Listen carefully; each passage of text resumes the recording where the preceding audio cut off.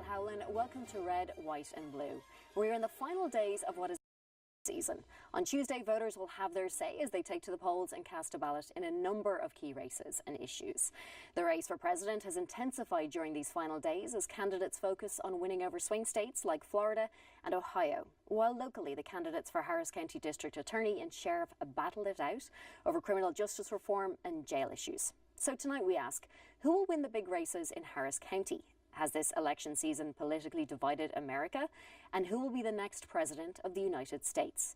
To walk us through the conversation, we welcome Craig Washington, former member of the U.S. House of Representatives, Beth Simas, assistant professor of political science with the University of Houston, and Jessica Colon, a Republican political consultant with Colon and Company.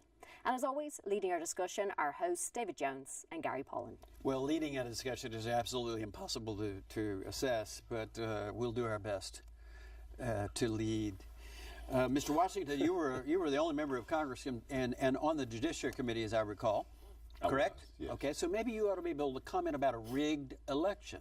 And the rigged election I'm talking about is whenever the FBI goes 11 days out before an election and says, well, we found some suspicious stuff here. We don't know quite what it is or whatever. It happens to be the case that FBI director was also the special prosecutor against Hillary Clinton during the Whitewater investigation and against Bill Clinton whenever he pardoned Mark Rich. He declined to make comment about those investigations where he found no wrongdoing, and now all of a sudden he's talking. So who's rigging an election, if not him? Well, we don't have a rigged election, and we won't have a rigged election. And we better stop talking about that. Well, did you know what I just told you was true? Did he have that background as a Republican operative? It didn't matter.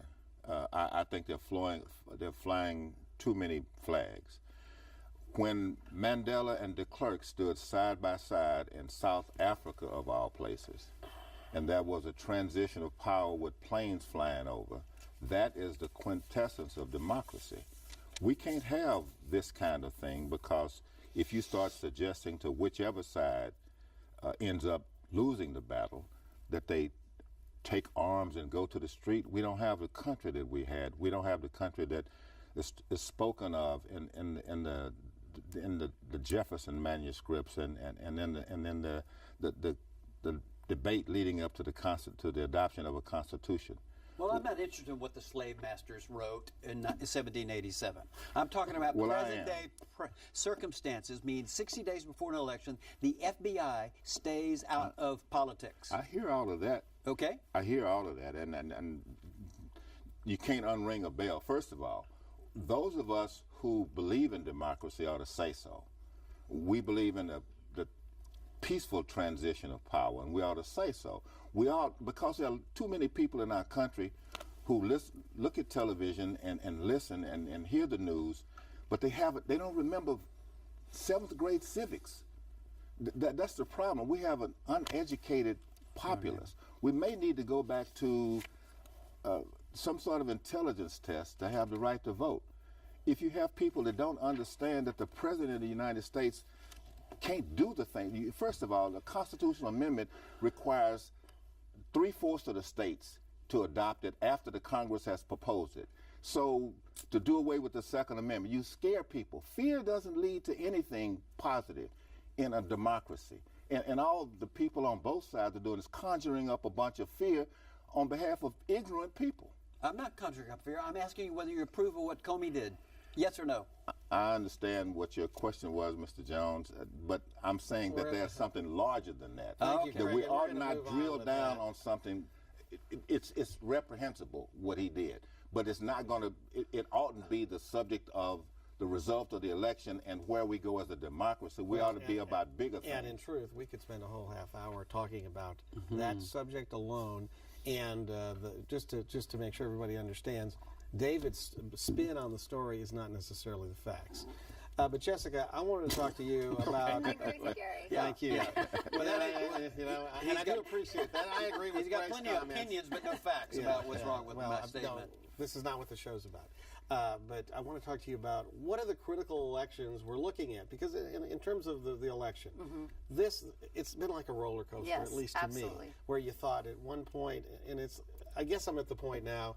It seems like each candidate is working really hard to hand the election to the other. Right. And it has Yeah. since the summer. So now we stand here today. The polls are telling us it's pretty much a dead heat. Right.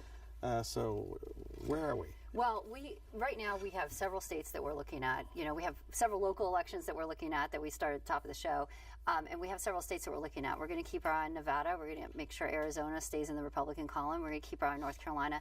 I think one thing that isn't being talked about enough are the states that don't early vote. Pennsylvania, no early voting. New Hampshire, no early voting. Everything that is happening right now is baked into a voter's decision in those two key states, and in many paths to 270, the famous 270 electoral votes it takes to get to 1,600 in Pennsylvania. New Hampshire has been in the mix for Donald Trump primarily as one that could throw him over the top. So I think it's important to watch what's happening in those two states in particular where there is no early voting, and many other states that are in the mix, including Florida, North Carolina, as I mentioned. Their early voting just recently began.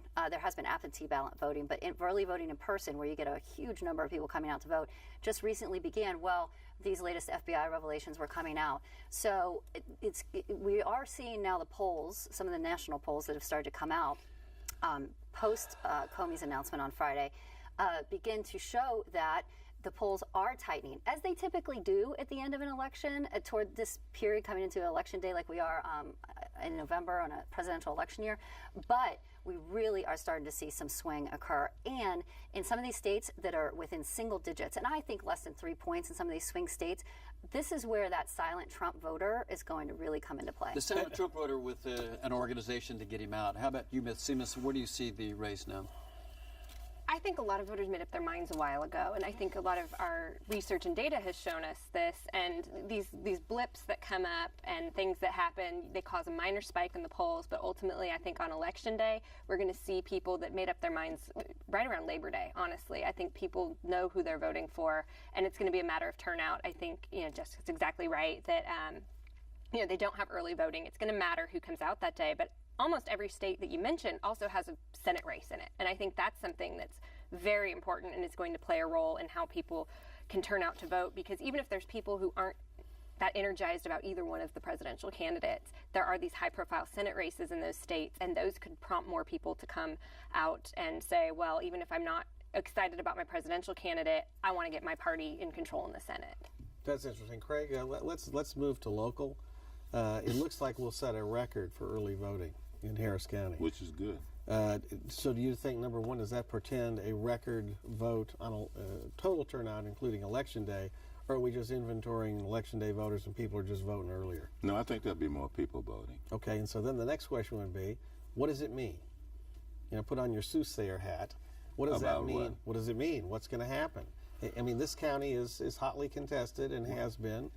I think, Gary, that first of all, I don't know anyone who is not looking forward to November 9th. And then that's sad. I'm really saddened by the whole process because I love the process. I love our Constitution. I love a democracy.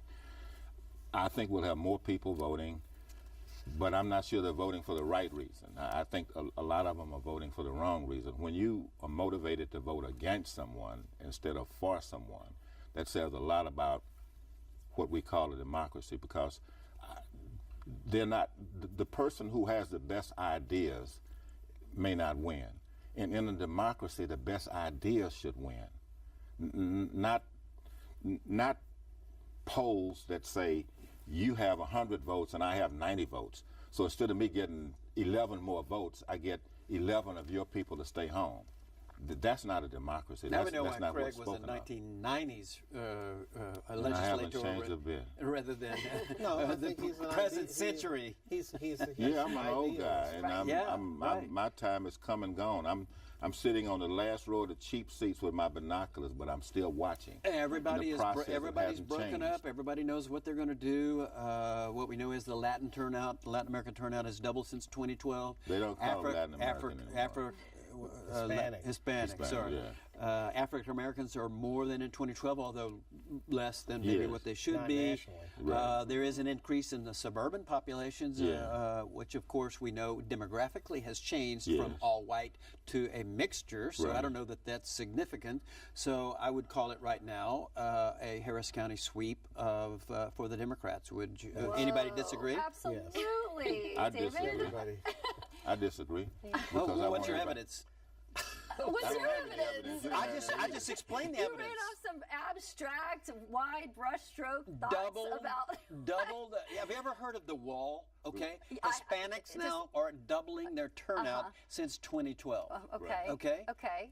Is that not significant to you?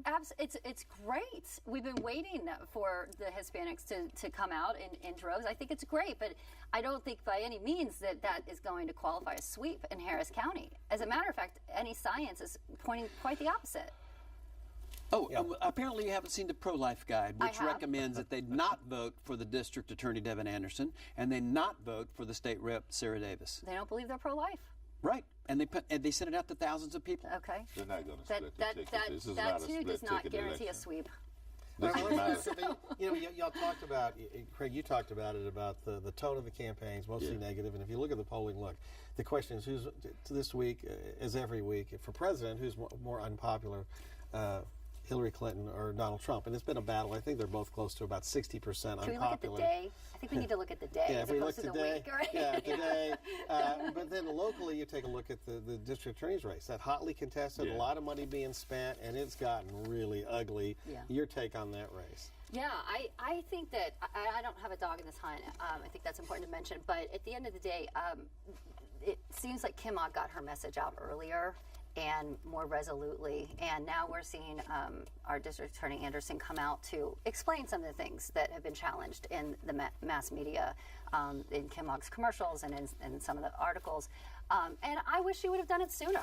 Because there are reasons why some things happen, and there are good reasons why some things happen, and I wish you would have done it sooner in this race. So what you're telling us, Jessica, if you were running the campaign, you would not have let the I Kim am Ogg not- campaign establish your candidate as the prosecutor who locked up the rape victim, for You example. wanted to find the narrative first, but Right. apparently I think the Anderson campaign thought they had a different narrative to work with. Okay, so Beth, have you been following local races too? I have a little bit, but I think most people don't. And so I think Interesting. the narrative is important, but when it comes down to it, these are, to a certain extent, they are partisan races. And there are a lot of people that vote straight ticket in Texas. Last numbers I saw, 2012, 2014, up to 70% of people were hitting the straight ticket button. And so if you're down ballot, you're really affected by how people feel about the top. Now, I think those top numbers are going to go down because there are so many people that have this negative affect toward Clinton and Trump, but then down ballot candidates are also going to have to fight to get people to keep voting and keep going. You know, people hit the button so many times and they get fatigued. I think that raises an interesting question for all of you is it a good idea? Because a lot of states you can't vote straight ticket. Do you think it's a good idea that we allow that in Texas? Yes. Anybody in the, answer. the majority party is always going to say it's a good idea. You know, Ms. Cologne is always ready to have an incompetent judge. Oh my gosh, David. Well, I have that's- a lot of very competent candidates running for those positions, Yeah. in those positions. I think whether the button is there or not, if somebody wants to go in and vote all for Democrats or all for Republicans, they're going to sit and do it. And the button just makes it easier. And I think one thing it does do is it keeps people who are, you know, number 50, number 60 down on the ballot, because we have such long ballots, from getting these extremely low vote totals. Craig, what do you think? I think that we should keep straight ticket voting. Birds of a feather flock together, and the reason that the Republicans are strapped to Trump, some person in the Middle East might be strapped down with dynamite and they can't get away from him, is because if you flip that over, you know, there's a saying in chess that between two equally competent players, the player that moves first most often wins because you have an advantage. And the same is true in politics. Now, if you flip that over and there was some person of some stripe on the Democratic side that said all the horrendous things that Donald Trump has said, then if I were a candidate on the Democratic side, I'd be trying to weasel my way away from him. Republicans can't weasel their way away from Donald Trump. Birds of a feather flock together. If you see 1,000 sparrows flying and you see one eagle flying along with them, something's wrong. The problem is that he is their candidate, and they're going to die like him on November 8th. They're going to go down the tube like him because he has offended everyone. He's an equal opportunity offender. He But has offended everyone. I think a lot of Democrats are going to sync with Hillary Clinton, and a lot of science that's going out. I'll meet you here the week Let's after do this. it. Have another. Let's do it. Can we do that? That would be great. Who is she offended? Well, Who is she offended? she's offended a lot of conservatives out there. She's offended a lot of pro-life people. She's offended a lot of folks that want to have stronger businesses on Main Street. She's offended property tax owners. Do you want to keep going? Coal miners. The coal How does she miners. do She's that? offended oil and gas industry that helps keep our How does she economy do great that? here in How does Texas. she throw out something and say how she did it? Well, she had. Make something want similar to the way that he's talked about Hispanics and disabled people.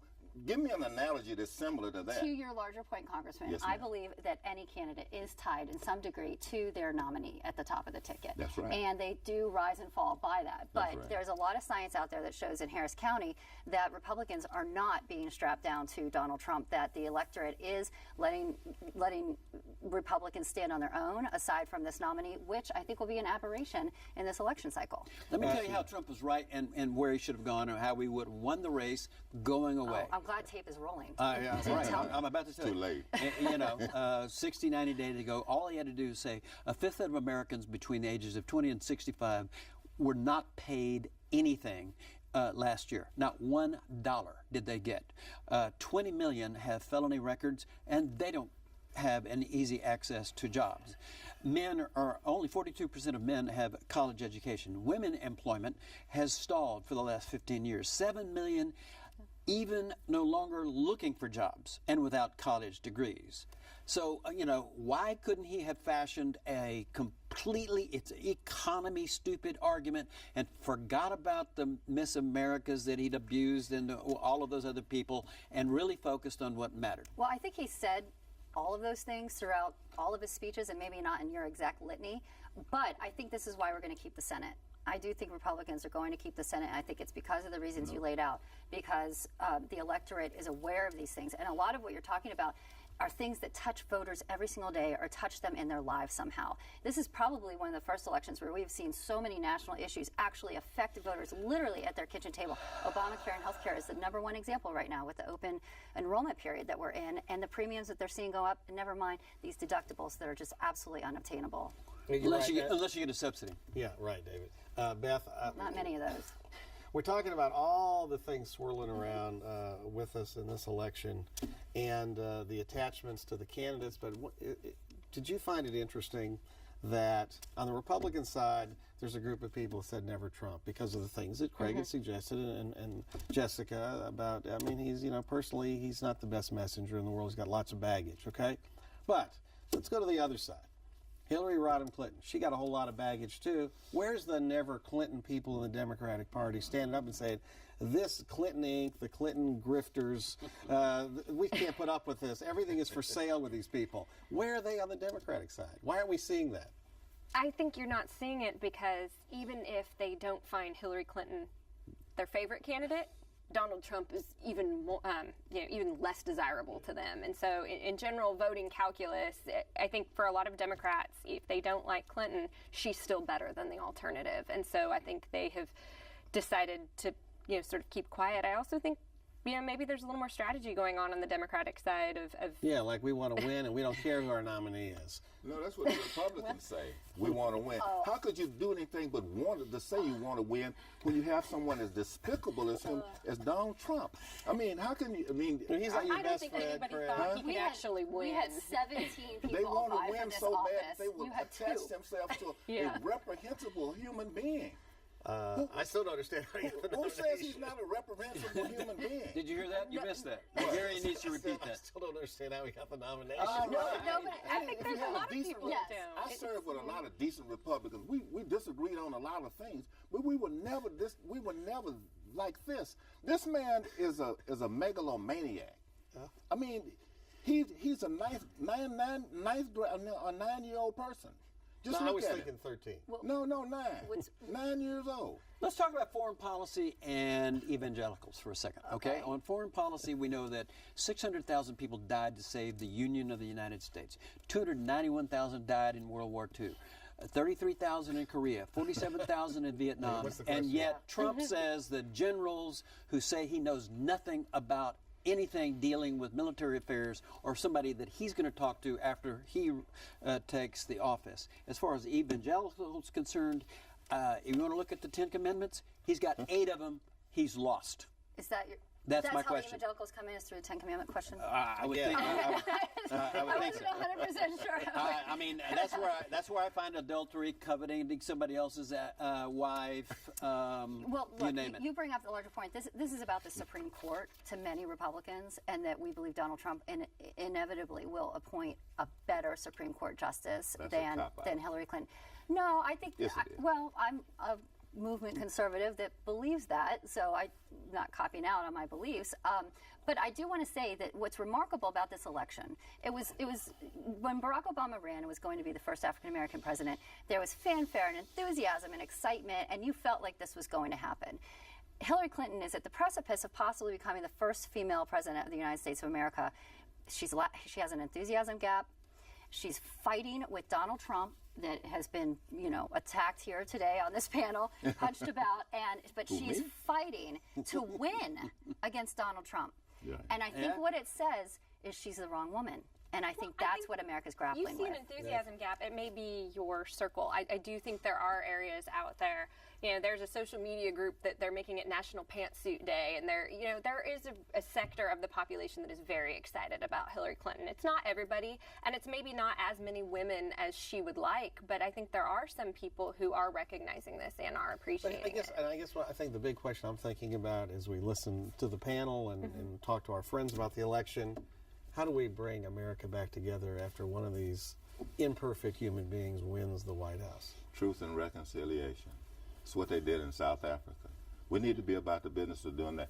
This is bigger than either one of those people. This is bigger than party. And who would lead it? John Lewis and who? Oh, no, none of those people. I mean, seriously, if South Africa, after all that they went through, can be relatively peaceful and relatively successful, we got to get back to being people, because that politics is just who we elect. We are the important people. This is our country, and we've let, whether they're Democrats or Republicans, Clinton or Trump, take it over. But when they get through with all of their messing things up, we're going to have to live in this country. Right. And we need to get back to doing that, to reaching out to each other and talking civilly to each other, and being people again, and stop being slogans again. And this is our country. Well, so Jessica, is this a problem that we've got Trump painting this very dark picture Yeah. of the United States and where it's headed? Previous to that, in the last before he was nominated, we heard a lot of U.S. is failing talk from Republican congressmen. We had them saying they're never going to approve, a justice to the Supreme Court Right. now. Okay. And threats of default they're on the right. debt. Okay, so And the question? yeah. So- So how is the I Republican think- Party going to change? Go, Well, Jessica. I think I just want to focus on the transition of power, and I do believe there is going to be a peaceful transition of power on January 20th next year. What we're talking about, when I think what Donald Trump inarticulately stated, was that if there is a close race, he wants the option to go and examine that and contest that election and go through a petition process if necessary. But I do believe, and I think most Americans believe when they really think about it, we are going to have an inauguration, and it is going to be a peaceful transition of power, and we will move forward. What happens politically after that in the Congress, when you have a Republican Senate and a Republican House, if there is a Hillary Clinton presidency, there's going to be significant checks and balances, and we may continue to see gridlock. And that'll be up to the president, because it's been this president that has instilled that gridlock in this Congress. Oh, he's the No, one it's that not. determined he would never be able to I just serve want to another open a new term. can of worms before we close. That was Miss McConnell. But that's a different show. That's I think there's fault on both sides. They Okay. did it because he was All right, black. I want to get Because he was black. unusual predictions. Okay, we'll start with you, Beth. Unusual predictions for the you think is going to happen in this election or post-election. Oh, goodness. You can think about it if you're not Okay, ready. I'm Craig, going to think. I can't think of a thing. Jessica. Let Jessica I go first.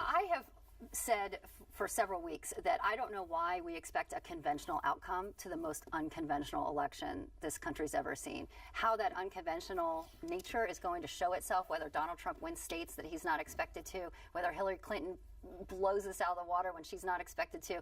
That's where I think we're going to see unusual things happen in this unconventional Quickly, I election. have one. Donald Trump wins a narrow election, and he pardons Hillary Clinton. Dun, dun, To dun. bring the country back together. David, you got 30 seconds. You got any predictions? You know, I think it's going to be closer than it needs to be. I don't say it's going to be a landslide at all, and I'm very worried. That's my position. Craig and I are going to be back here. after the election. We want everyone to go and All right, vote. Craig Washington, Beth Seamus, Jessica Colon, thank you all so much. Fascinating as always. Absolutely. And remember, you can catch Red, White and Blue every Friday at 7:30 p.m. here on TV8 and again Saturdays at 6:30 p.m. We also invite you to visit us online and send us your comments. We want to hear what you have to say about the issues that affect Houston. You can submit your comments at houstonpublicmedia.org, on Facebook and on Twitter at RWB_8. And don't forget to like us. Thanks so much for watching. Good night.